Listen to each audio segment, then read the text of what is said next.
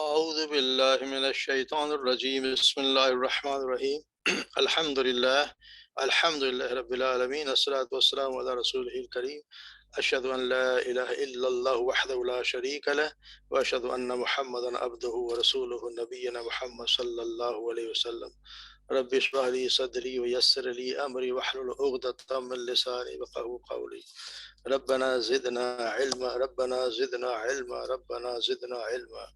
اللهم فقنا في الدين اللهم فقنا في الدين اللهم فقنا في الدين. السلام علیکم ورحمۃ اللہ وبرکاتہ. امید ہے سب لوگ خیریت سے، سب کو قرآن کلاس میں خوش آمدید. اللہ تبارک و تعالی ہمارے وقت قبول فرمائے اور ہمیں نجات کا ذریعہ بنا دے. تو آج نیا سبق شروع کرتے ہیں. اعوذ باللہ من الشیطان الرجیم بسم اللہ الرحمن الرحیم قل تعالوا اتلوا ما حرم ربكم عليكم الا تشركوا به شيئا وبالوالدين احسانا ولا تقتلوا اولادكم من املاق نحن نرزقكم واياهم ولا تقربوا الفواحش ما ظهر منها وما بطن ولا تقتلوا النفس التي حرم الله إلا بالحق ذلكم وصاكم به لعلكم تعقلون ولا تقربوا مال اليتيم إلا بالتي أحسن حتى أبلغ أشده وأوفوا الكيل والميزان بالقسط لا يكلف نفسا إلا وسعها وإذا قلتم فاعدلوا ولو كان ذا قربى وبعهد الله أوفوا ذلكم وصاكم به لعلكم تذكرون وأن هذا صراطي مستقيما فاتبعوه ولا تتبعوا السبل فتفرق بكم عن سبيلي ولا تتبعوا السبل فتفرق بكم عن سبيلي ذلكم وصاكم به لعلكم تتقون ثم آتينا موسى الكتاب تماما على الذي أحسن وتفصيلا لكل شيء وهدى ورحمة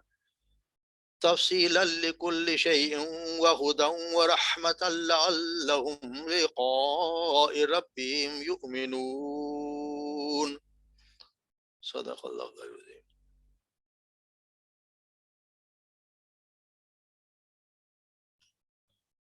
قل تعالوا کہہ دیجئے کہ تم سب آؤ اتلو ما حرم ربکم میں پڑھتا ہوں جو حرام کیا ہے تمہارے رب نے ربکم علیکم تم پر اللہ یہ کہ نہ تشرکو تم شریک بناؤ بھی اس کے ساتھ شیئا کسی کو بھی وبالوالدین احسانا اور اپنے والدین پر احسان کرو ولا تقتلوا تم قتل کراؤ اولادکم اپنے اولاد کو املاق یعنی بھوک کے خوف مفلسی کے خوف سے نحن نرزقکم ہم رزق دیتے ہیں تمہیں وإیہم اور انہیں بھی ولا تقربوا اور نہ تم قریب جاؤ الفواحش فحاشی کے ما ظہرا جو ظاہر ہو منہا اس میں سے وما بطن یا جو چھپی ہوئی ولا تقتلوا اور نہ تم قتل کرو النفس التی اس جان کو التی حرم اللہ جسے حرام کیا اللہ نے الا مگر بالحق حق کے ساتھ یعنی شریعت کے حکم کے مطابق ذالکم یہ ہے وصاکم جس کی تاکید حکم دیتا ہے تمہیں بھی اس کا لعلکم تعقلون تاکہ تم عقل سے کام لو اگر تم سمجھو ولا تقربوا اور نہ تم قریب جاؤ مال الیتیمی یتیم کے مال کے الا باللتی احسن مگر اس طریقے سے جو سب سے اچھا ہو حتی اب یبلغ اشدہ یہاں تک کہ وہ پہنچ جائے جوانی کو اپنی پختگی کو وَأَوْفُوا اور پورا کرو الکیل ماپ کو والمیزان بالقسط اور تول کو انصاف کے ساتھ لا نکلفو ہم نہیں تکلیف دیتے نفسن کسی جان کو الا مگر وسعها اس کی وسعت کے مطابق اس کی طاقت کے مطابق وَإِذَا قُلْتُمْ اور جب تم بات کرو فَعْدِلُوا تو انصاف کرو، انصاف کرا، وَلَوْ كَانَ ذَا قُرْبَى اور ہو اگرچہ تمہارے ذا قربا ہو تمہارا قرابت والا یعنی رشتہ دار، بِعَهْدِ اللَّهِ اور اللہ کے ساتھ عہد کو اوفو پورا کرو، اللہ کے ساتھ جو عہد کو اس کو پورا کرو، ذالکم یہ ہے وصاکم وصیت جیسے حکم دیا تمہیں یا وصیت کی تمہیں اس کی لعلکم تذکرون تاکہ تم تذکرون ہدایت حاصل کرو یا سمجھو، لعلکم تذکرون تاکہ تم نصیحت حاصل کرو، وَأَنَّا اور بے شک ہذا یہ ہے صراطی میرا راستہ، مستقیمہ سیدھا سیدھا راستہ، فاتبعوہ پس تم پیروی کرو، فاتبعوہ تم پیروی کرو ہو اس کی، ولا تتبعوا اور نہ تم پیروی کرو سبلا راستوں کی، فتفرق بکم فتفرق ورنہ الگ الگ کر دیں گے بکم تمہیں، عن سبیلہ عن سے سبیلہ اس کے راستے سے، ذالکم یہ ہے وصاکم جس کی وصیت کی ہم نے تم حکم دیا اس کا، لعلکم تاکہ تم تتقون بچ جاؤ یا تقوی اختیار کرو، ثم پھر آتینا ہم نے عطا کی موسیٰ کتاب موسیٰ کو کتاب تماماً کتاب تماماً پوری کرنے کے لیے علی الذی اس پر جس نے احسن نیکی کی، تفصیلاً تفصیل ہے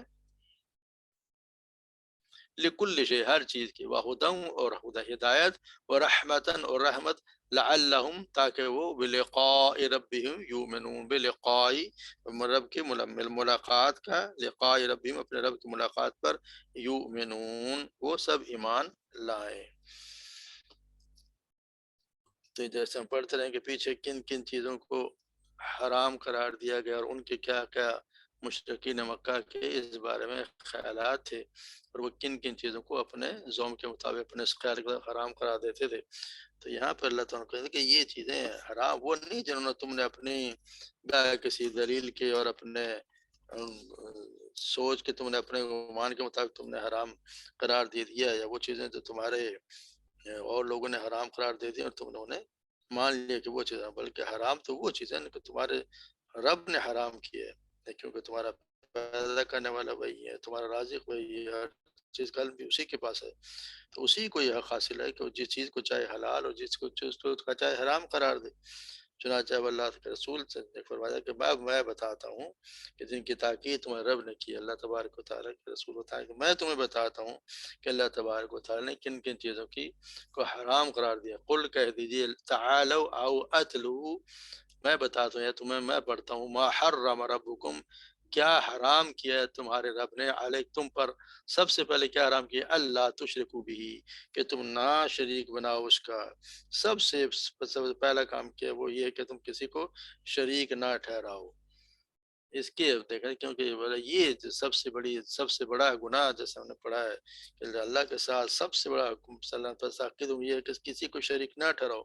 نہ کسی انسان کو، نہ جن کو، نہ فرشتے کو، نہ کسی پہاڑ کو، پتھر کو، دریا، کسی کو بھی، چاہے وہ کتنی عظیم چیز عظیم و شان کیوں نہ ہو، اس اللہ کے برابر اللہ کے ساتھ کسی کو بھی شریک نہ بناؤ، کیونکہ اللہ تبارک و تعالیٰ ہی نے سب کو پیدا کیے، تو شرک جو ہے وہ سب سے بڑا گناہ ہے اور ہرگز معاف بھی نہیں ہوگا جب تک کہ انسان دنیا میں اس کی توبہ نہ کر لے۔ تو قرآن مجید میں بار بار جیسے نے پڑھا بار بار مختلف انداز میں اللہ تبارک و تعالیٰ نے شرک کے بارے میں بتایا ہے، اور احادیث بھی اس کا متعلق بہت زیادہ ہیں، جیسے اللہ تعالیٰ نے سورہ نساء فرما ہم نے پڑھا ان اللہ لا یغفر ان یشرک بہ، بے شک اللہ تبارک سے نہیں بخشے جو شرک بنایا جائے، وہ یغفر ما دون ذلک لمن یشاء اور بخش دے گا اس کے علاوہ جس کے لیے وہ چاہے گا، ومن یشرک باللہ اور جس نے شرک کیا، جس نے شرک میں شریک بنایا تو یقیناً فقد افترا اسما عظیما تو اس نے بہت بڑا گناہ گھڑ لیا، اس نے اپنی طرف سے گھڑ لیا۔ اسی طرح اللہ تعالیٰ بتایا نا سورہ زمر میں فرماتے ہیں لئن اشرکت لحیتبحن لَيَحْبَطَنَّ عَمَلُكَ وَلَتَكُونَنَّ مِنَ الْخَاسِرِينَ اگر تو نے شریک ٹھہرایا تو یقیناً تیرا عمل ضرور ضائع ہو جائے گا اور تو ضرور بضرور خسارہ اٹھانے والوں میں سے ہو جائے گا۔ اس آپ صلی اللہ علیہ وسلم کا حدیث مبارک میں آتا ہے کہ ابو ذر بیان کرتے ہیں کہ آپ صلی اللہ علیہ وسلم نے فرمایا میرے پاس جبرائیل علیہ السلام تشریف لائے اور انہیں مجھے بشارت دی کہ آپ کی امت میں سے جو شخص اس حال میں فوت ہو کہ اللہ کے ساتھ کسی کو شریک نہ ٹھہراتا ہو تو وہ جنت میں داخل ہوگا، میں نے کہا خواہ اس نے چوری کی یا زنا کیا ہو، تو آپ تو جبرائیل نے کہا کہ خواہ وہ زنا یا چوری کا مرتکب بھی کیوں نہ ہوا ہو۔ سیدنا عبداللہ بن مسعود بیان کرتے ہیں آپ صلی اللہ علیہ وسلم نے فرمایا جو شخص اس حالت میں فوت ہوا ہے کہ اللہ کے ساتھ شرک کرتا ہو تو وہ آگ میں داخل ہوگا۔ یہ بہت بڑی ہمارے لیے وعید ہے، اس شرک کو ہم بہت اچھی طرح اس کو سمجھنا چاہیے۔ اصل میں توحید کہتے ہیں، توحید اصل میں توحید ہی ایمان کا سب سے پہلے توحید اللہ نے کلمہ جو پڑھتے ہیں توحید کا ہی اقرار ہے۔ توحید کی تعریف یوں ہے کہ اس بات پر یقین رکھنا اور گواہی دینا کہ اللہ تبارک و تعالیٰ اپنی ذات، صفات، ربوبیت، الوہیت اور عبادت میں اکیلا اور یکتا ہے، اس کا کوئی شریک نہیں۔ یہ ہم اس بات کی گواہی دیتے ہیں کہ اپنی ذات میں، صفات میں، ربوبیت میں، الوہیت میں، عبادت میں اکیلا اور یکتا ہے۔ توحید کی بھی پھر 3 قسمیں ہیں۔ توحید ہے توحید ربوبیت، دوسرے توحید الوہیت، اور تیسرے توحید اسماء و صفات۔ تو جن آیات میں ہم پڑھتے ہیں کہ جن باتیں 2 آیاتوں کو ہم پڑھیں گے، آیات جن میں تینوں کا ذکر کیا گیا ہے، پہلے ہم سمجھ لیں گے توحید ربوبیت ہے کیا۔ وہ اللہ تعالیٰ کے یعنی اللہ تعالیٰ کو اس کے افعال میں منفرد اور یکتا تسلیم کرنا تو ربوبیت کہلاتا ہے۔ جیسے انسان کو پیدا کرنا، رزق دینا، شفا دینا، موت دینا، مرنے کے بعد سب کو جمع کرنا، رہنما اور پیشوا جس کا ہر حکم کو مانا، جس چیز انکار کرے اس کو مانا جائے، ضابطہ قانون کو سب کو بنانے والا ذات کون ہے؟ وہ ایک اللہ کی ذات ہے، وہی ہمارا رب ہے۔ یہ ہے اصل میں ربوبیت۔ اس کی پھر آگے جا کے اس کو دوسرا توحید الوہیت۔ اصل مسئلہ یہاں وہ تو ہر کوئی مانتا ہے، ہر کوئی مانتا ہے، بہت کم لوگ ہیں جو اللہ کو نہیں مانتے، مگر ہر کوئی یہ مانتا ہے کہ پیدا کرنے والا، رزق دینے والا، بارش برسانے والا، زمین و آسمان کو پیدا کرنے والا بھی اللہ ہی ہے۔ مگر گڑبڑ یہاں کے جو ہوتی ہے وہ ہوتی ہے پھر توحید الوہیت میں۔ الوہیت کا مطلب یہ ہے کہ چاہے عبادت کی تمام اقسام، چاہے وہ ظاہری ہوں یا باطنی، یا وہ قول سے تعلق رکھتی ہوں یا عمل سے، اکیلے اللہ کے لیے بجا لانا، اور پھر اللہ کے سوا ہر ذات کی عبادت کا انکار کرنا چاہے وہ کوئی بھی ہو، توحید الوہیت پر ایمان لانا ہے۔ اور الہ کا ایک جب کہتے ہیں لا الہ، کوئی الہ نہیں، الہ کا مفہوم جو ہے اس کا مطلب یہ ہے کہ اللہ کی بندگی وہی ہے، معبود، مستحق عبادت، لائق تعظیم، وہ ذات جس کے لیے دل گرویدہ ہو اور جس کی خشیت سے دل پسیجیں، جس کو آدمی سہارا تھامے، جس پر بھروسہ کرے، جس سے مدد مانگے اور جس کی بات تسلیم کرے، یہی وہی الہ جس کی یہ چیزیں جس کو انسان مانے۔ اس طرح نا وما ارسلنا من قبلک من رسول الا یونوحی الیہ انہ لا الہ الا انا فاعبدون، تم سے پہلے ہم نے کوئی بھی رسول نہیں بھیجا اس پر وحی کی کہ میرے سوا کوئی عبادت کا حقدار نہیں، بس تم میری ہی عبادت کرو۔ تو اس آیت میں الہ کا معنی بیان کیا ہے کہ وہ ذات جس کی عبادت کی جائے۔ چنانچہ اللہ کو الہ ماننے کا ماننا یہ ہے کہ فاعبدونی، تم سب میری ہی عبادت کرو، یعنی اللہ کی ہی عبادت کی جائے۔ یہ ہے اصل میں الہ کا مطلب جس کی عبادت کی جائے۔ اس کو امام ابن تیمیہ رحمہ اللہ بیان کرتے ہیں کہ الہ وہ ہوتا ہے جس کے لیے دل عاجزی اور گرویدگی کرے، عبادت کی صورت میں استعانت کی شکل میں، محبت اور چاہت میں ڈھل کر، تعظیم کی صورت، خوف کی صورت، اس سے امید وابستہ رکھ کر، اور اس کا رتبہ بلند جانتے ہوئے اور اس کی تکریم بجا لاتے ہوئے، یہ ایک اللہ کا حق ہے کہ جس میں کسی اور کو شریک ہونا روا نہیں۔ بس عبادت کسی کی نہیں سوائے اللہ کے، پکارنا کسی کو نہیں سوائے اللہ کے، خوف کسی کا نہیں سوائے اللہ کے، اطاعت کسی کے نہیں سوائے اللہ کے۔ یہ ہے اصل میں الہ کا مطلب یہ ہے۔ الہ کا مطلب آگے تو پھر بعد میں دیکھنا چاہیے کہ ہمیں جیسے یہ تینوں جو چیزیں ہیں، یہ اگر 2 آیات بھی ہم دیکھ لیں تو ان میں اللہ تبارک و تعالیٰ نے بڑی اچھے انداز میں تینوں چیزیں بتائیں۔ جیسا سورہ فاتحہ جو پڑھتے ہیں الحمدللہ رب العالمین، تمام تعریفیں اللہ تعالیٰ کے لیے جو رب العالمین ہے، اس میں توحید ربوبیت کا بیان ہے، کیونکہ یہ آیت تمام جہانوں کے لیے اللہ تعالیٰ کی ربوبیت کو ثابت کرتی ہے، یعنی تمام جہانوں کا رب کون ہے؟ اللہ۔ یہ ہو گئی توحید ربوبیت، یعنی رب یعنی مالک و مدبر، اور عالمین کا معنی کیا ہے؟ اللہ کے سوا ہر وہ چیز جو بھی چیز ہے وہ عالم ہے، عالمین میں شمار سوائے اللہ کے۔ پھر اللہ تبارک و تعالیٰ آگے فرماتے ہیں الرحمن الرحیم مالک یوم الدین، جو رحمان و رحیم ہے اور آخرت کے دن کا مالک ہے۔ یہ توحید اسما و صفات کا بیان ہے، اس کے اسما اور صفات، اس کی صفات کیا ہے؟ وہ رحمان و رحیم ہے، آخرت کے دن کا مالک ہے، اور رحمان و رحیم اس کی صفات بھی ہیں اور اس کے اسماء بھی ہیں۔ اور پھر ہم آگے بڑھتے ہیں، ایاک نعبد و ایاک نستعین، ہم تیری ہی عبادت کرتے ہیں اور تجھ ہی سے مدد مانگتے ہیں۔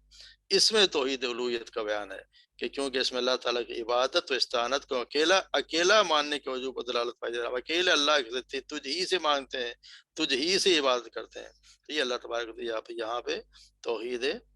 الہ الوہیت اس میں شامل ہوگی۔ اس طرح ہم سورہ آخر پڑھتے ہیں قل اعوذ برب الناس، تو اس میں پڑھتے ہیں قل اعوذ برب الناس، کہو میں اللہ کے رب کی پناہ چاہتا ہوں۔ تو یہ توحید ربوبیت ہے۔ مالک الناس، لوگوں کے شہنشاہ کی، یہ توحید اسماء و صفات ہے۔ الہ الناس، یہ لوگوں کے معبود حقیقی کی، یعنی یہ توحید الوہیت ہے۔ اللہ تبارک و تعالیٰ نے تینوں چیزیں اس میں شامل کر دی ہیں۔ اب ذات میں اور ربوبیت میں شرک کس طرح کیا جاتا ہے اس کی ذات میں، اور اس تو یہ ہے ذات میں شرک یہ ہے کہ اللہ جو الوہیت ہے جس میں کسی کو حصہ دار قرار دیا جائے، یعنی اللہ تعالیٰ کے ساتھ جیسے نصارہ کا عقیدہ تھا کہ تین، انہوں نے تین بنا دی کہ جی اللہ بھی ہے، اللہ بھی ہے، اس کا بیٹا بھی ہے، اور پھر ماں بھی ہے، تینوں کو بنا دیا۔ یا مشرکین عرب کا جو فرشتوں کو اللہ کی بیٹیاں بنا دیتے تھے، یا دوسرے مشرکین جو اپنے دیوتاؤں کو اور دیویوں کو اور اللہ کے شاہی خاندانوں میں بھی قرار دے دیتے ہیں، یہ سارے شرک فی ذات ہیں۔ اور صفات میں شرک یہ ہے کہ اللہ کی صفات جیسے کہ وہ اللہ کے لیے ویسا ہی ان کو یا اس کی کسی صفت کو کسی دوسرے کے لیے قرار دینا، یعنی جیسے کہ اللہ سے آپ کہیں گے دوسرے میں بھی ایسی ہیں، جیسے کسی کے متعلق یہ سمجھیں کہ اس پر غیب کی ساری حقیقتیں روشن ہیں، جس اللہ تبارک و تعالیٰ سارے غیب کا عالم ہے، اثر وغیرہ جانتا ہے، تو دوسرا وہ شخص بھی جانتا ہے، وہ سب کچھ سنتا ہے اور دیکھتا ہے، یا کسی اور کو بھی آپ سمجھیں گے وہ بھی سنتا ہے اور دیکھتا بھی ہے، تمام نقائص اور تمام کمزوری سے منزہ اور بالکل بے خطا ہے۔ کسی مطالعہ یہ گمان کرنا سمجھو آپ نے اس کو اللہ تبارک و تعالیٰ کے برابر لا کے کھڑا کر دیتی ہے، صفات میں شرک ہے۔ پہلے ذات میں، یہ صفات میں، اور اختیارات میں شرک یہ ہے کہ اللہ ہونے کی حیثیت سے جو اختیارات اللہ صرف اللہ کے لیے خاص ہے، ان کو یا ان میں سے کسی کو بھی اللہ کے سوا کسی اور کے لیے تسلیم کیا جائے۔ مثلاً یہ کہ فوق الفطری طریقے سے نفع ضرور پہنچانا، ایک آدمی موجود ہے ہی نہیں اور وہ سپر نیچرل طریقے سے آپ کو کوئی نفع اور نقصان پہنچا، آپ کا یہ ایمان ہو، آپ کا یہ عقیدہ ہو کہ وہ مجھے نفع اور نقصان پہنچا سکتا ہے، تو یہ شرک ہے۔ حاجت روائی، دستگیری کرنا، محافظت و نگہبانی کرنا، میں یہاں بیٹھا ہوں اور یہ تصویر میری حفاظت کر رہی ہے، بہت سے لوگوں کو یہ بھی گمان ہے، انہوں نے اپنے پیر صاحب کی تصویر لگائی ادھر، وہ کہتے ہیں یہ ہماری حفاظت کرے گا، بچہ سویا ہوا کوئی بات نہیں، یہ صاحب حفاظت کریں گے۔ یا یہاں ایک دور بیٹھا ایک بندہ یا ہے ہی نہیں موجود، وہ فوت بھی ہو گیا، مگر پھر بھی وہ کہتے ہیں کہ نہیں یہ ہماری حفاظت کرے گا، نگہبانی کرے گا۔ پھر دعائیں سننا، قسمتوں کا بنانا بگاڑنا، دعائیں لوگ دوسروں سے مانگنا، قسمتوں کو بنا کسی اور سے گڑ گڑائے قسمت ہماری بنا دے، یا نیز حرام اور حلال کے اور ناجائز کے حدود مقرر کرنا، یعنی ساری زندگی لیے قانون کو شرع کو تجویز کرنا ہے، کسی اور کو اگر تجویز کرتے ہیں، یہ اللہ تبارک و تعالیٰ کے سارے مخصوص اختیارات ہیں، جن میں سے کسی کو بھی غیر اللہ کے لیے تسلیم کرنا شرک ہے۔ اگر آپ یہ سوچتے ہیں کہ کوئی اور شخص بھی یہ کوئی ذات اللہ کے سوا کوئی یہ کام کر سکتی ہے، تو آپ اللہ کے اختیارات میں اس کے ساتھ شرک کر رہے ہیں۔ اور پھر حقوق میں اللہ تبارک کے ساتھ شرک کرنا یہ ہے کہ اللہ کے ہونے کی حیثیت سے بندوں پر اللہ کے جو مخصوص حقوق ہیں، یا ان میں سے کوئی حق اللہ کے سوا کسی اور کے لیے مانا جائے، مثلاً رکوع و سجود، دست بدست قیام، سلامی، آستانہ بوسی، شکر نعمت یا اعتراف برتری کی نظر و نیاز کسی اور کے نام پہ مانگنا، یا کسی چیز کو قضاء حاجات دینے کی، کسی چیز کو پورا کرانے کے لیے، یا مشکلات کو رفع کرنے کے لیے منت مانگنا، مسائل مشکلات میں مدد کے لیے کسی اور کو پکارنا، اور ایسی ہی تعظیم کسی اور شخص کی تمام صورتیں جو اللہ کے لیے مخصوص ہیں، یہ اللہ کے حق ہیں، یہ کسی اس طرح کسی اور کو دینا، یا اللہ جیسے کہ اس طرح محبوب ہونا کہ اس کی محبت دوسروں کی سب محبتوں میں قربان کر دی جائے، اور پھر ایسا مستحق تقوی اور خشیت ہونا ہے کہ غیب و شہادت میں اس کی ناراضگی اور اس کے حکم کی خلاف ورزی سے ڈرا جائے، یعنی کہ اللہ کی ذات ہے جس سے میں غیب میں یا کھلے میں اور اکیلے میں اللہ سے ڈرتا ہوں کہ اللہ تبارک و تعالیٰ مجھ سے ناراض نہ ہو جائے، اس کی خلاف ورزی نہ ہو جائے، اور اگر میں یہ سمجھوں کہ کوئی اور بھی کہ مجھے یہ دیکھ رہا اور وہ ناراض نہ ہو جائے، تو یہ آپ نے اس کے ساتھ اس کا اللہ کے حقوق میں اس کو شرک کر دیتے۔ یہ اللہ صرف ایک اللہ ہی کا حق ہے کہ اس کی غیر مشروط اطاعت کی جائے، اس کی ہدایت کو صحیح اور غلط کا معیار مانا جائے، کسی ایسی اطاعت کے اس کی کسی اور کا پٹا گردے میں نہ ڈالا جائے کہ اللہ کے اطاعت سے آزاد ایک مستقل اطاعت ہو، اور جس کے حکم کے لیے اللہ کی سند بھی نہ ہو اور آپ کو اس کے حکم مانا، اللہ کی سند کوئی ہے نہیں اور آپ اس کے حکم ماننے جا رہے ہیں، تو یہ اس کے اللہ کے حقوق میں سے، ان حقوق میں جو حق بھی دوسروں کو دیا جائے گا وہ اللہ کا شریک ٹھہرے گا، خواہ اس کا آپ اللہ کے ناموں میں سے کوئی نام دیا جائے نہ دیا جائے، مگر آپ عملی طور پر ان چیزوں میں اس کو آپ شریک کریں گے اللہ کی ذات میں یا صفات میں، کسی بھی چیز میں کسی کے ساتھ، یعنی کہ ذات میں، صفات میں، اختیارات میں، حقوق میں کسی کو بھی شریک کرنا، اللہ کے ساتھ شرک کرنا ہے، اور سب شرک پڑا کے شرک کرے گا وہ بخشا نہیں جائے گا۔ اور فیصلے اللہ کے ہاں اسی پہ ہونے ہیں، تو اللہ کے ہاں جو فیصلے قیامت کے دن ہونے ہیں وہ اسی ایک بات پہ، قیامت کے دن توحید کا اقرار ہی جو ہے وہ بندے کو جنت میں لے کر جائے گا۔ کہ آپ صلی اللہ علیہ وسلم نے فرمایا کہ جو شخص دل کی گہرائیوں سے گواہی دے دے کہ اللہ کے سوا کوئی معبود نہیں ہے، وہ اکیلا ہے، اس کا کوئی شریک نہیں، اور محمد صلی اللہ علیہ وسلم اس کے بندے اور رسول ہیں، اور عیسیٰ علیہ السلام بھی اللہ کے بندے اور رسول ہیں، جس کا اور اس کو کلمہ ہے جو اس نے مریم کی طرف بھیجا، اور اس کی بھیجی ہوئی روح ہیں، اور جنت دوزخ برحق ہیں، اللہ تعالیٰ گواہی دینے والے کو جنت میں داخل فرمائے گا، خواہ اس کے عمل کیسے ہی ہوں، یعنی وہ کیسے، مگر ایک اگر توحید پہ وہ مرے گا تو امید ہے کہ اللہ تبارک و تعالیٰ اسے جنت میں داخل کرے گا، یا آپ صلی اللہ علیہ وسلم کا فرمان ہے۔ اس لیے اس گناہ سے، بہت بڑے گناہ سے، اس سے ہر حال میں بچنا چاہیے۔ یہ گناہ ہے جو اللہ تبارک و تعالیٰ نہیں بخشیں گے، باقی ہر انسان بشری کمزوری سے گناہ کرتا ہے، ہر کوئی کرتا ہے، کوئی مبرہ نہیں ہے۔ ایک انبیاء کے ذات ایک وصیت ہے جو سے گناہ کو سرزد نہیں ہوتا، باقی کوئی بھی معصوم الخطا کوئی بھی نہیں ہے، کوئی معصوم نہیں ہے سوائے انبیاء کرام کے، اللہ کی ذات ہی ہے جو ان کو بخشنے والی ذات اللہ کی، تو اس سے ہر حال میں، کسی بھی حال میں جس میں شک ہو اس پہ آپ شرک سے بچیں، جس میں بھی تھوڑا بہت بھی شک ہو سکتا ہے اس سے آپ بچ جائیں، اللہ تبارک و تعالیٰ ہمیں اس سے بچائے۔ پھر آگے آ رہا ہے کہ والدین احسان، اللہ تعالیٰ کی توحید کے اطاعت کے بعد یہاں بھی قرآن کے دوسرے مقامات کے ذرائع والدین کے ساتھ حسن سلوک کا حکم دیا گیا ہے، جہاں جہاں قرآن میں اکثر آیا ہے اللہ کی اطاعت، اس کے بعد فوراً والدین کے اطاعت کی ذکر آیا، تو اس کا مطلب والدین کے اطاعت بہت بڑی اہمیت ہے، کیونکہ والدین جو بڑی تکلیف اور اٹھا کر محبت کے ساتھ اپنے اولاد کو پالتے ہیں، تو اس آیات سے بھی ظاہر ہوتا ہے کہ اللہ اور رسول کے بعد بندوں کے حقوق میں سب سے زیادہ حق جو انسان پر اپنے والدین کا ہے۔ اس طرح اللہ تبارک و تعالیٰ سورہ بنی اسرائیل فرماتے ہیں وَقَضَىٰ رَبُّكَ أَلَّا تَعْبُدُوا إِلَّا إِيَّاهُ وَبِالْوَالِدَيْنِ إِحْسَانًا، اور تیرے رب نے فیصلہ کر دیا ہے کہ اس کے سوائے کسی کی عبادت نہ کرو اور ماں باپ کے ساتھ اچھا سلوک کرو۔ اللہ تبارک و تعالیٰ نے اکثر یہاں پہ مقامات پہ والدین کے ساتھ حسن سلوک کی بڑی تاکید کی، اور یہاں تک فرمایا کہ اگر ماں باپ کے سامنے عاجزی سے رہو اور اف تک نہ کہو، تو یہ ہمیں بہت ہے، جن کے ماں باپ زندہ ہیں انہیں کوشش کرنی چاہیے کہ کوئی ایسا کام نہ ہو جس سے ماں باپ ناراض ہو جائیں۔ سیدنا ابو ہریرہ بیان کرتے ہیں ایک شخص رسول اللہ صلی اللہ علیہ وسلم کے پاس آئے، اس نے کہا اللہ کے رسول، میرے حسن سلوک کا سب سے زیادہ حقدار کون ہے؟ تو آپ نے فرمایا تیری والدہ۔ اس نے کہا پھر کون؟ آپ نے فرمایا تیری والدہ۔ اس نے کہا پھر کون؟ آپ نے فرمایا تیری والدہ۔ اس نے کہا پھر کون؟ آپ نے فرمایا تیرا باپ۔ یعنی 3 مرتبہ تیری والدہ اور اس کے بعد باپ کا ذکر کیا۔ سیدنا عبداللہ بن مسعود بیان کرتے ہیں کہ میں رسول اللہ صلی اللہ علیہ وسلم سے پوچھا کہ کون سا عمل افضل ہے،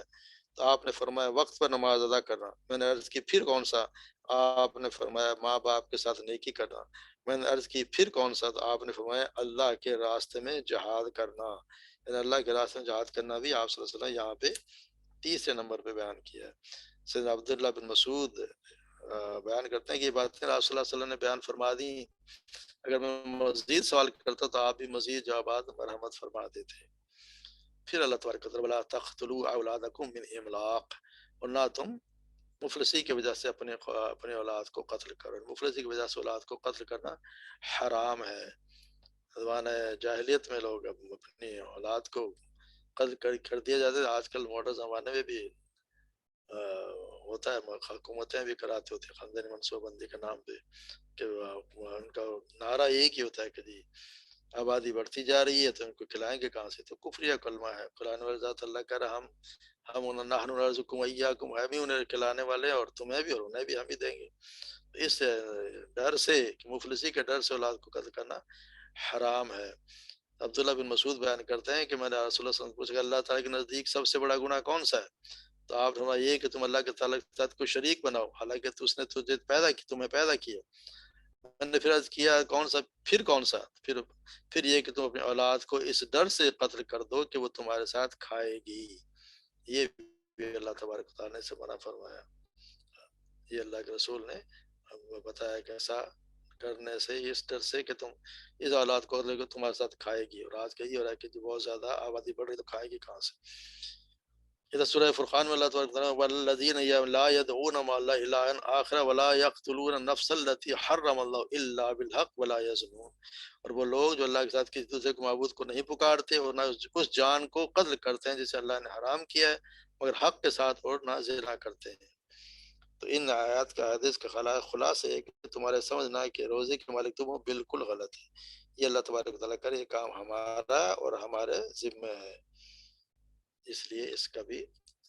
ہمیں کسی کو اپنے اولاد کو لوگ قتل کرتے ہیں تو یہ بہت بڑا ظلم ہے. نحن نرزقکم وإیاہم، اور ہم انہیں بھی، تمہیں بھی ہم رزق دیتے اور انہیں بھی. ولا تقربوا الفواحش ما ظہر منها وما بطن.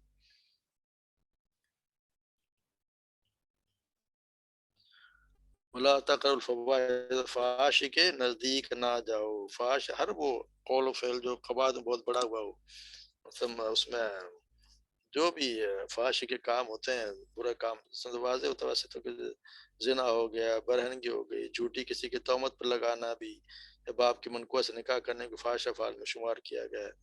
اس طرح حدیث میں چوری، شراب نوشی اور بھیک مانگنے کو بھی فحش میں شمار کیا گیا ہے. دوسرے شرمناک افعال بھی فحش میں آتے ہیں، جو اسی طرح ارشاد الہی ہے کہ اس قسم کے افعال نہ اعلانیہ کیے جائیں نہ چھپ کر. اللہ تعالیٰ دونوں طریقے سے اعلانی اور نچ دونوں منع کیے گئے. ولا تقتلوا النفس التي حرم الله الا بالحق، نہ تم قتل کرو کسی جان کو جسے اللہ نے حرام قرار دیا الا بالحق، حق کے ساتھ، یعنی اگر اس کو شریعت نے اجازت دی ہے تو. یہ ورنہ ہلاک کرنے سے، یعنی حق کے ساتھ حق سے ہلاک کرنے کا مطلب کیا ہے کہ یہ جو اصل میں جو اللہ کی طرف سے حرام ٹھہرا کہ ہلاک نہ، حق کے ساتھ. تو حق کے ساتھ کا مفہوم یہ ہے کہ اس کی صرف 3 صورتیں جو قرآن میں بیان کی گئی اور 2 صورتیں آپ صلی اللہ علیہ وسلم نے بیان فرمائی ہیں. تو قرآن میں جو بیان کرتا ہوں تو یہ کہ انسان کو کسی دوسرے انسان کے قتل عمد کا جو مجرم ہو اس پر قصاص کے حق قائم کری جائے. اگر اس نے کسی کو قتل کیا ہو اور قصاص مجھ کے اس کے بدلے میں اس کی جان لی جا سکتی ہے. دوسرا، کوئی شخص دین حق کے قیام کی راہ میں مزاحمہ ہو، دین حق کے راستے میں وہ روڈ اٹکا رہا ہو اور اس سے جنگ کے اوپر کوئی چارہ نہ رہا ہو تو اسے بھی قتل کیا جا سکتا ہے. یا وہ شخص جو دارالاسلام کے حدود میں بدامنی پھیلائے اور یا اسلامی نظام حکومت کو الٹنے کی صحیح کرے، یعنی بغاوت پہ مادہ اسلامی حکومت کے جو واقعی اسلام ہے، اس کے لیے بھی قتل کرنا جائز ہے. اور آپ صلی اللہ علیہ وسلم نے فرمایا کہ شادی شدہ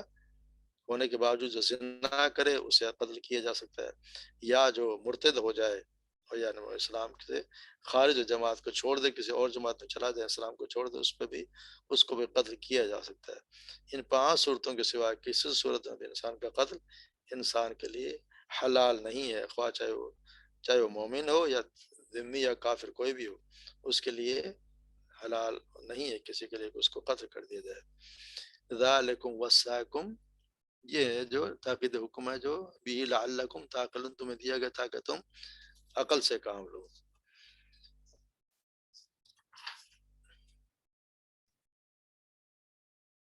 ولا تقربوا مال الیتیم، اور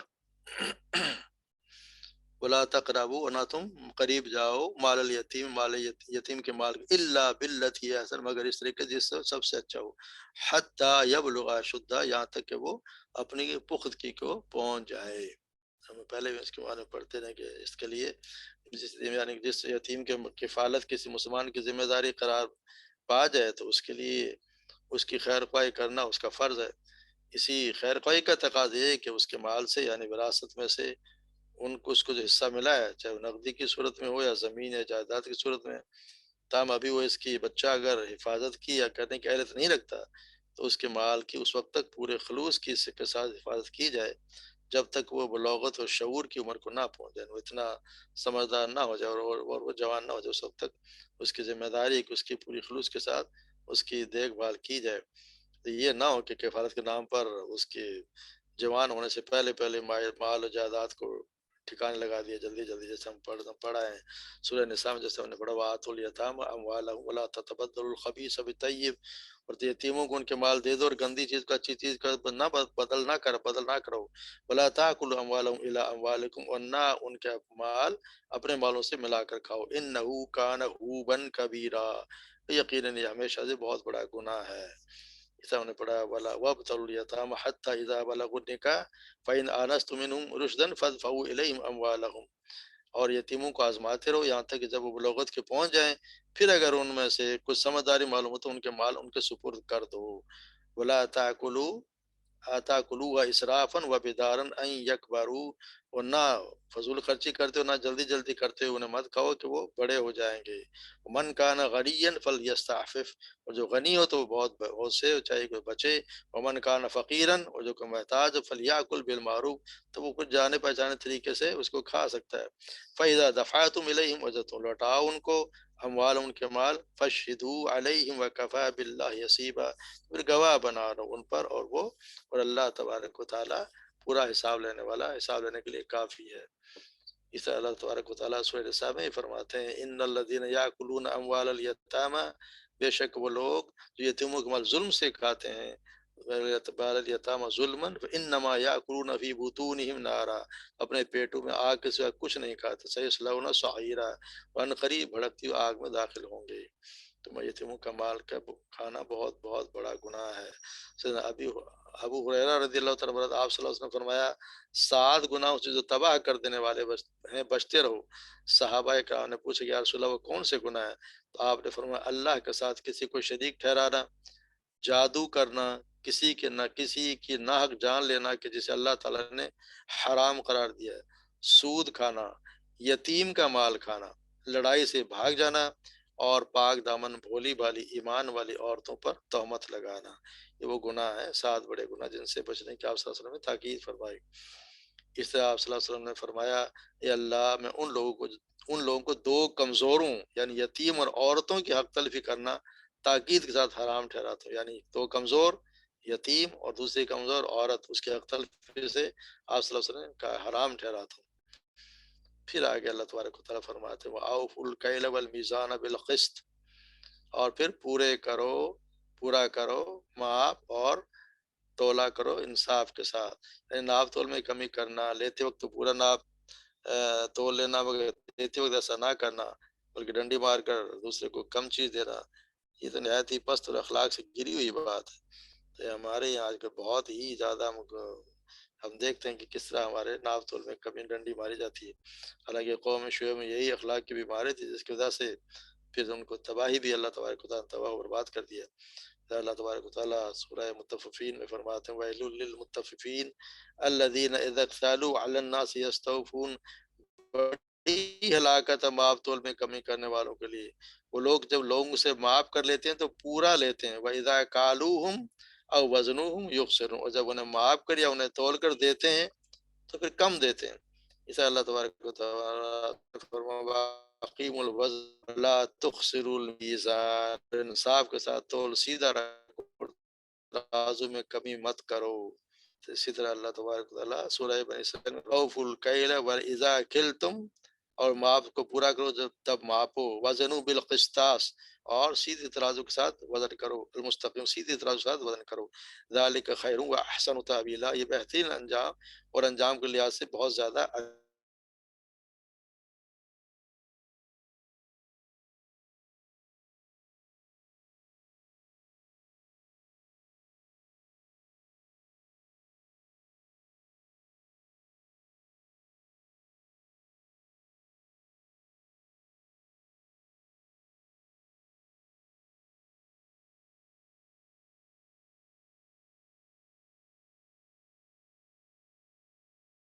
बात है। तुम्हें बता रहे जिन पर अमल करना मुश्किल हो, ये खुद हर चीज उन्होंने करके दिखाई। हम किसी जान को तकलीफ नहीं देते, अल्लाह किसी जान को तकलीफ नहीं देता, पर उसकी गुंजाइश के मुताबिक। लहा मा का सबत वलैहा मकता सबत, उसी के लिए जो उसने नेकी कमाई और उसी के लिए जो उसने गुनाह कमाया। रब्बना ला तुआखिजना इन नसीना अव अख्ताना, ऐ हमारे रब हमसे मुआखजा ना कर अगर हम भूल जाएं या खता कर जाएं। इस आप सल्लल्लाहु अलैहि वसल्लम ने फरमाया, जब मैं तुम्हें किसी काम का हुक्म दूं तो उसे जहां तक हो सके یعنی جہاں تک ہو سکے بجا لاؤ، اور جب میں تمہیں کسی کام سے منع کروں تو اسے چھوڑ دو۔ تو یہاں بھی اللہ تعالیٰ اللہ کے رسول فرماتے ہیں کہ جہاں تک ہو سکے یعنی پوری کوشش کرو، اپنی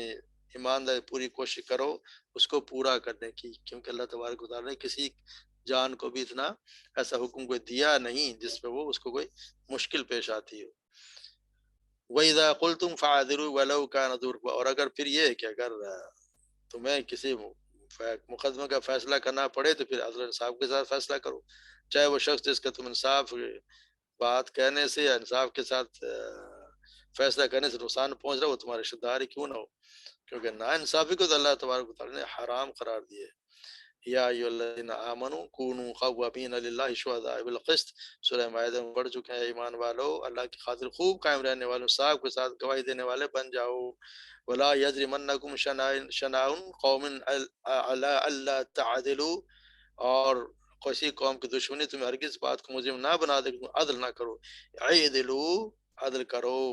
وہ اقرب للتقوی، یہ تقوی کے زیادہ قریب ہے، واتقوا اللہ، اور اللہ سے ڈرو، ان اللہ خبیر بما تعملون، اور بے شک اللہ پوری طرح واخر جو تم کرتے ہو۔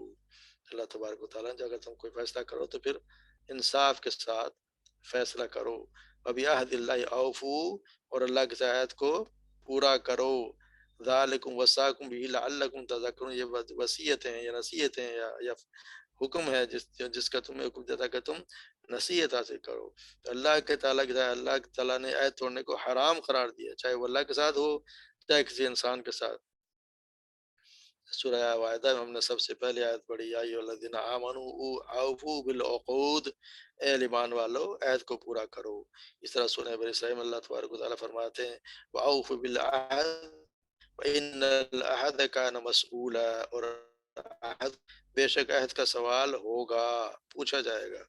اس طرح اللہ تبارک اللہ سورہ رعد میں فرماتے ہیں افمن یعلم انما انزل الیک من ربک الحق کمن هو اعمی، پھر کیا وہ شخص جو جانتا ہے کہ بے شک جو تیرے رب کی طرح جانب سے تیری طرف اتارا گیا وہی حق ہے، اس شخص کی طرح ہے جو اندھا ہے۔ انما یتذکر اولو الالباب، نصیحت تو عقل والے ہی قبول کرتے ہیں، الذین یوفون بعہد اللہ ولا ینقضون المیثاق، اور جو اللہ کے عہد کو پورا کرتے ہیں اور جو پختہ عہد ہو اس کو نہیں توڑتے۔ اللہ تبارک و تعالیٰ سورہ رعد میں فرماتے ہیں والذین ینقضون عہد اللہ من بعد میثاقہ، وہ لوگ جو اللہ کے عہد کو اپنے پختہ کرنے میں توڑ دیتے ہیں، ویقطعون ما امر اللہ بہ، اور اس چیز کو کاٹ دیتے جس کے متعلق اللہ نے حکم دیا ہے، ان یوصل بہ، ان یوصل کہ اسے جوڑا جائے، یفسدون فی الارض، اور وہ زمین میں فساد پھیلاتے ہیں، اولئک لہم لعنت اللہ لعنت ولہم دار وَلَهُمْ سُوءُ الدَّارِ، اور زمین فساد اللہ، یہی وہ لوگ ہیں جن کے لیے لعنت ہے اور انہی کے لیے اس کے لیے خرابی کا گھر ہے۔ تو اللہ تبارک و تعالیٰ نے یہاں کی کہ اللہ کا جو بھی عہد پورا کرو، چاہے انسان کے ساتھ ہو یا اللہ کے ساتھ، اللہ کے ساتھ پورا کرنے کا مطلب یہ ہے کہ اللہ تعالیٰ کی جو ہم نے عہد کیا ہے کہ تیری ہی عبادت کریں گے اور تیرا ہی حکم مانیں گے، تو اس کو پورا اترنے کی پوری کوشش کرنی چاہیے۔ پھر اللہ تبارک و تعالیٰ کریں وَأَنَّ هَذَا صِرَاطِي مُسْتَقِيمًا فَاتَّبِعُوهُ، اور پھر یہ کہ بے شک یہی میرا سیدھا راستہ ہے، بس اسی پر چلو، اسی کی پیروی کرو، وَلَا تَتَّبِعُوا، اور نہ تم دوسرے راستوں پہ چلو، تَتَّبِعُوا السُّبُلَ، دوسرے راستوں سے تَتَفَرَّقَ بِكُمْ عَنْ سَبِيلِهِ، وہ تمہیں الگ کر دیں گے یا تمہیں بانٹ دیں گے، راستے سے جدا کر دیں گے، جس پہ میرے راستے ہیں، ایک ہی راستہ ہے اس سے تمہیں جدا کر دیں گے۔ اللہ تبارک و تعالیٰ نے اللہ تعالیٰ کو بندوں کو حکم دیا کہ دین اسلام پر چلے، کیونکہ اللہ تعالیٰ کے احکام پر چلنا ہی صراط مستقیم پر چلنا ہے، اسلام ہی اللہ کا سیدھا راستہ ہے، جو اسلام پر چلتا ہے وہ سمجھو صراط مستقیم ہی پر چلتا ہے، وہ اسلام کو چھوڑ کر کسی دوسرے راستے پر اختیار کرتا ہے تو پھر گمراہ ہو جاتا ہے۔ اللہ تعالیٰ کی عبادت اور اطاعت، اللہ کے تعالیٰ کی توحید اور اس کے دین کو مضبوطی سے پکڑ لینا ہی اصل میں صراط مستقیم ہے۔ جیسے اللہ تعالیٰ کہتے ہیں وَمَنْ يَعْتَصِمْ بِاللَّهِ فَقَدْ هُدِيَ إِلَىٰ صِرَاطٍ مُسْتَقِيمٍ، سورہ آل عمران میں ہوتے ہیں جو شخص اللہ کو مضبوطی سے پکڑ لے، اللہ کے دین کو مضبوطی سے پکڑ لے تو یقیناً اسے سیدھے راستے کی طرف ہدایت دی گئی۔ اللہ تبارک و تعالیٰ ان اللہ ہوا ربی و ربکم فاعبدوہ ھذا صراط مستقیم، بے شک اللہ ہی میرا رب اور تمہارا رب، بس اسی کی عبادت کرو، یہی سیدھا راستہ ہے۔ صراط مستقیم اللہ تعالیٰ کا راستہ ہے، اس کو حاصل کرنے کے لیے کیا ہے اس کو حاصل کس طرح کیا تھا؟ اللہ تبارک و تعالیٰ نے فرمایا اللہ کے رسول کی پیروی، رسول اللہ صلی اللہ علیہ وسلم کی پیروی ضروری ہے. جو اللہ کے رسول کی پیروی کرے گا اس کو یہ امید ہے کہ اللہ صراط مستقیم پر ہی وہ پھر چلے گا. اس طرح کہ اللہ تبارک و تعالیٰ خود چھوڑا ہے سورہ شورا میں فرماتے ہیں وَإِنَّكَ لَتَهْدِي إِلَىٰ صِرَاطٍ مستقیم، اور بلا شبہ تو یقیناً سیدھے راستے کی طرف رہنمائی کرتا ہے. صراط اللہ الذی لہ ما فی السماوات و ما فی الارض، اس کے اللہ کے راستے جو کچھ آسمانوں اور زمین، جو کچھ آسمانوں میں اور جو کچھ زمین میں اسی کا ہے. الا الی اللہ تصیر الامور، سن لو تمام معاملات اللہ ہی کی طرف لوٹتے ہیں. اور پھر اللہ تعالیٰ کو فرماتے ہیں سورہ زخرف میں واتبعونی، میں اور میرے پیچھے چلو، یعنی اللہ تعالیٰ کے رسول کی طرف فرمایا واتبعونی، میرے پیچھے چلو، ھذا صراط مستقیم، یہ سیدھا راستہ ہے. اللہ تبارک و تعالیٰ فرماتے ہیں لقد کان لکم فی رسول اللہ اسوۃ حسنہ، اور بلا شبہ یقیناً تم اللہ کے رسول میں ہمیشہ سے اچھا نمونہ ہے. لمن کان یرجو اللہ والیوم الآخرہ، اور جو اس کے لیے جو اللہ اور یوم آخرت پہ امید رکھتا ہو، وذکر اللہ کثیرا، اور جو اللہ کو بہت زیادہ یاد کرتا ہو، تو اس کے لیے اللہ کے رسول یا اسول حسنہ حسنہ ہے، وہی ایک اچھا نمونہ جس کی پیروی کرنی ضروری ہے. اور پھر اللہ کا راستہ سیدھا راستہ کیا تھا؟ اللہ سیدنا عبداللہ بن مسعود کہتے ہیں کہ آپ صلی اللہ علیہ وسلم نے ایک اپنے دست مبارک سے ایک خط کھینچا، یعنی ایک لائن کھینچی اور فرمایا یہ اللہ کا سیدھا راستہ ہے. پھر اس کے دائیں اور بائیں انہوں نے اور بہت سے خط کھینچے، پھر فرمایا یہ ایسے راستے ان میں سے ہر ایک پر شیطان ہے اور اسی کی طرف دعوت دے رہا ہے. پھر آپ نے یہ آیت پڑھی وَأَنَّ هَذَا صِرَاطِي مُسْتَقِيمًا فَاتَّبِعُوهُ وَلَا تَتَّبِعُوا السُّبُلَ وَتَفَرَّقَ بِكُمْ عَنْ سَبِيلِهِ. یہ جو آیت ابھی ہم پڑھ رہے ہیں اس کو پڑھا ہے. اسی طرح اللہ تبارک آپ صلی اللہ علیہ وسلم نے پھر اس کو بہت ہی واضح طور پر بیان کیا ہے کہ آپ نے فرمایا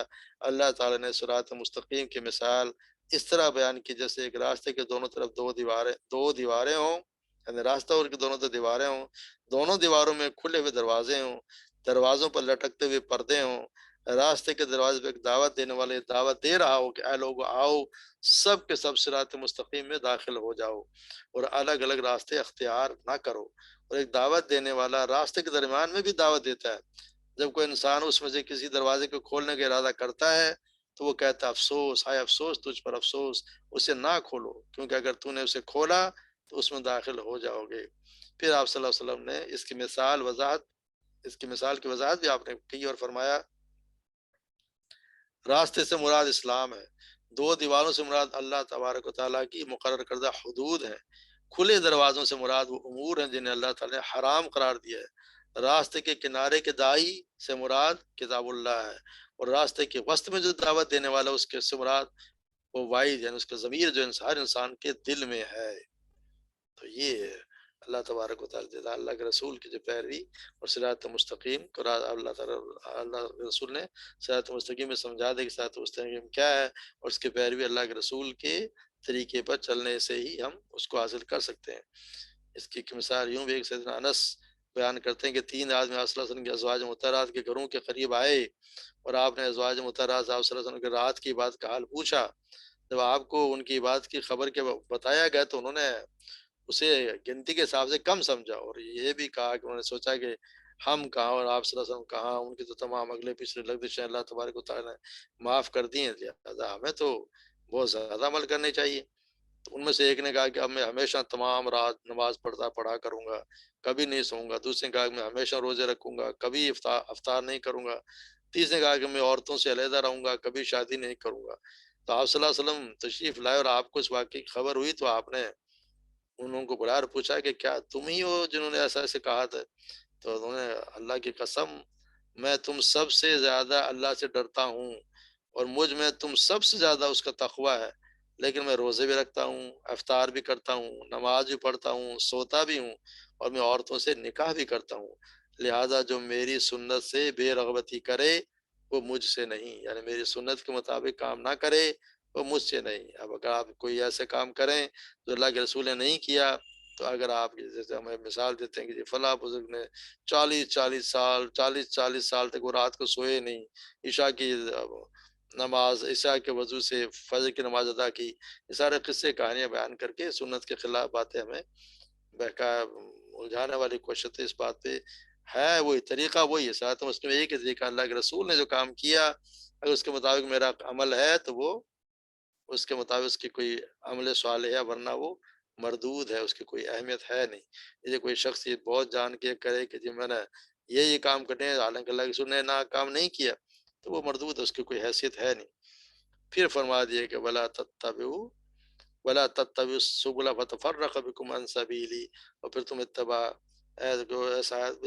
ایسی چیزوں کی اتباع نہ کرو دوسروں کی، ورنہ تم جو بڑھ جاؤ گے آپس میں راستوں سے، پر ایسے راستوں میں نہ چلو راستے سے تمہیں جدا کر دیں گے۔ یعنی یہ اللہ کا جس چیز کا تمہیں حکم دیا پھر تم اس سے بچ جاؤ۔ تو اس کا مطلب ہے کہ جو اور راستے جو اس کے علاوہ ہیں، اس کے علاوہ جتنے بھی راستے ہیں، اگر ان پہ راستوں پر چلو گے ایک ساتھ، تو پھر تمہیں جو ہے وہ پراگندہ کر دیں گے۔ اس کا مطلب ہے کہ اوپر جس آیت کا ہم نے ذکر کیا ہے، اس آیت کا لازمی تقاضا بھی کہ انسان اپنے رب کے بتائے راستے پر چلے، کیونکہ اس کے امر کی پیروی سے منہ موڑنا اور خود سری اور خود مختاری یا بندگی غیر کی جانب قدم بڑھانا انسان کی طرف سے اس آیت کی اولین خلاف ورزی ہے، جس کے بعد اگر وہ ہر قدم پہ دفعات ٹوٹتی چلی جاتی ہیں۔ تو ایسے موقع پہ اللہ تعالیٰ کو جو ہے اللہ سے عہد کیا ہے اس کو پورا کرنا، تو پھر اسی کے مطابق ایک ہی راستے پہ چلنا ہوگا، اسی کو زندگی بسر کرنی ہوگی، اسی کے رہنمائی میں قبول کر کے اس بتائے راستے پر زندگی بسر کرے گا۔ اگر دوسرے راستوں پہ چلے گا اس کو قبول اگر نہیں ایک راستے کو کرے گا تو پھر زبردست نقصان ہے۔ ایک تو یہ کہ دوسرے راستے کی پیروی لازماً انسان کو اس راستے سے ہٹا دے گی جو اللہ کے قریب اور اللہ کے قرب اور اس کی رضا تک پہنچنے کے ایک راہ ہے، ایک راستہ جس سے آپ اللہ کا قرب حاصل کر سکتے ہیں، اس کی رضا حاصل کر سکتے ہیں، وہ صراط مستقیم ہی ہے۔ اگر دوسرے راستے اپنائیں گے تو پھر اس راستے سے ہٹتے بے شمار جیسا ہم نے پڑھا پگ ڈنڈیاں ہیں، جس پر ایک ڈار طرف بھٹک کر آپ پوری انسانیت پراگندہ ہو جاتی ہے، یعنی کہ پھر آپ اسی پہ چلیں گے، پھر تمہارا انجام بھی اسی پہ ہوتا ہے۔ اسی لیے ہے کہ اس دوسرے راستے پہ نہ چلے گا تمہیں اس کے راستے سے ہٹا کر پراگندہ کر دیں گے، یعنی تمہیں خوار کر دیں گے۔ اسی لیے ایک ہی راستے پہ چلو، وَأَنَّ هَٰذَا صِرَاطِي مُسْتَقِيمًا فَاتَّبِعُوهُ، اسی راستے پہ چلو جس کی پیروی کرنے کا حکم تمہیں دیا گیا ہے۔ ثم آتینا، پھر بتایا ثم آتینا موسیٰ الکتاب تماما علی الذی احسن تفصیلا لکل شیء وہدی ورحمۃ لعلہم بلقاء ربہم یؤمنون، یعنی کہ پھر ہم نے موسیٰ کو کتاب عطا کی جو بھلائی کی روش اختیار کرنے والی اور انسان پر نعمت کی تکمیل اور ہر ضروری چیز تفصیل اور سراسر ہدایت اور رحمت تھی، یعنی اس لیے کہ بنی اسرائیل کو دی گئی تھی کہ شاید لوگ اپنے رب کی ملاقات پر ایمان لے آئیں، یعنی رب سے ملاقات، یعنی ان کو بھی سمجھایا گیا تھا کہ ان کو یہاں پہ دیکھیں رب سے ملاقات پر ایمان لانے سے مراد یعنی یہ ہے کہ اپنے آپ کو اللہ کے سامنے جواب دہ سمجھنا اور ذمہ دارانہ زندگی بسر کرنا ہے۔ اللہ کے انسان کے ساتھ کے ذہن میں یہ ہو کہ ہاں میں نے اللہ کو جواب دینا ہے، تو پھر وہ ذمہ داری سے زندگی گزارے گا۔ تو یہ رب کے ملاقات پر ایمان یہ ہے۔ یہاں پہ جو فرمایا اس کے دو مطلب ہوتے دیکھیے کہ خود بنی اسرائیل میں اس کتاب کی حکیمانہ تعلیمات سے ذمہ داری کا احساس پیدا ہو جائے، اللہ تعالیٰ کہتے ہیں ہم نے ان کو ایک کتاب دی جس میں ہدایت بھی اور رحمت بھی ہے، تو پھر اس سے ان کی ذمہ داری کا احساس بیدار ہو جائے۔ یا پھر دوسرے یہ کہ عام لوگ اس اعلیٰ درجے کے اگر نظام میں زندگی کا مطالعہ کریں اور ان کے ایسا نظام زندگی ہو جائے جو اس پہ عمل کریں، تو پھر اس نعمت ہدایت اور رحمت کے اثرات دیکھ کر لوگ محسوس کر لیں کہ انکار آخرت کی غیر ذمہ دارانہ زندگی کے مقابلے میں یہ زندگی ہر اعتبار سے بہتر ہے، جو اگر اقرار آخرت کی بنیاد پر جو ذمہ دارہ طریقے سے زندگی بسر کی جاتی ہے وہ بہتر ہے، تو پھر اس سے ہو سکتا ہے کہ پھر وہ ان کو بھی انکار سے ایمان کی طرف کھینچ لائے، ان کو بھی ایک دن میں بات آ سکتی ہے کہ یہ زندگی بہتر ہے، تو اللہ تبارک و تعالیٰ ہو سکتا ہے اس سے ہدایت دے دے۔ تو اللہ تبارک و تعالیٰ ہمیں ان باتوں پہ عمل کرنے کی توفیق عطا فرمائے۔ جو چیزیں اللہ تبارک و تعالیٰ نے حرام قرار دی ہیں، جو اللہ نے حرام قرار دی ہیں، ہمیں ان سے بچا کے ہی رکھے۔ جو اللہ تعالیٰ نے جنہیں احکامات دیے ہیں ان پہ عمل کرنے کی توفیق عطا فرمائے، اور جو ہم سے گناہ ہوتے ہیں اللہ تبارک و تعالیٰ انہیں معاف فرمائے اور اپنے فضل و کرم فرمائے اور ہم سے راضی ہو جائے۔ وآخر دعوانا الحمدللہ رب العالمین۔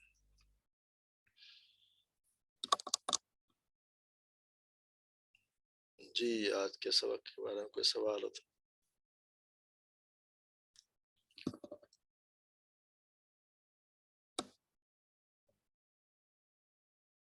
چلیں ٹھیک ہے، اچھی بات ہے، باقی انشاءاللہ خیر۔ سبحانک اللہم وبحمدک نشہد ان لا الہ الا انت نستغفرک ونتوب الیک۔ السلام علیکم ورحمۃ اللہ وبرکاتہ۔